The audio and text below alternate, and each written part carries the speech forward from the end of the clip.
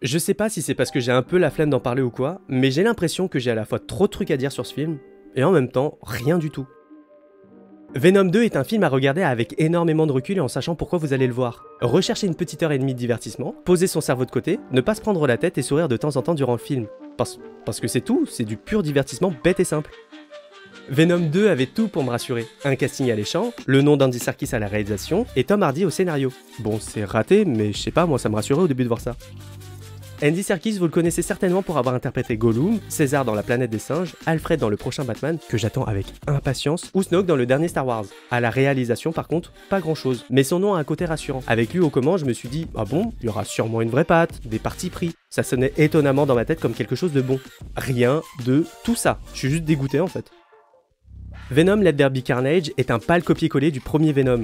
On suit l'histoire d'Eddie Brock, un loser qui essaie tant bien que mal de mener une petite vie paisible, malmené par son alter ego Venom, qui veut essayer de s'émanciper et faire des bêtises, et un méchant qui vient chambouler tout ça. Voilà, c'est tout. C'est genre un peu d'action, 3/4 d'heure de blague entre la romance et Eddie Venom, parce que oui, il se comporte clairement comme un couple, mais ça à la rigueur, c'est plutôt legit, des scènes un peu random, et un méchant un peu stylé. Sauf qu'au lieu d'être gris comme dans le premier, là, le méchant est rouge.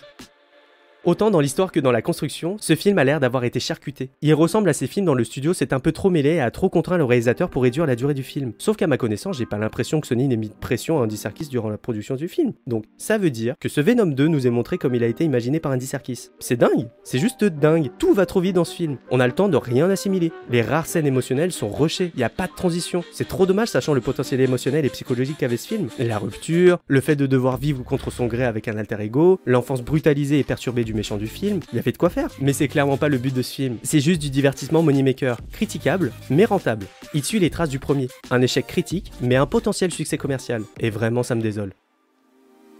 Venom 2 me rappelle dans sa narration ces films d'action des années 90 qui duraient 1h30 où tout va trop vite. L'histoire passe un peu au second plan pour mettre en avant ses acteurs et leur jeu. Parfois la double personnalité de Tom Hardy dans ce film me rappelle les bons vieux Jim Carrey. Tout dans la gestuelle, la bêtise, à se battre contre lui-même.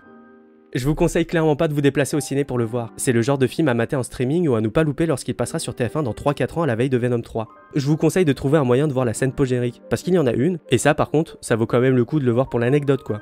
Bref, comme vous le sentez, faites ce que vous voulez, si le film vous a plu, franchement tant mieux hein.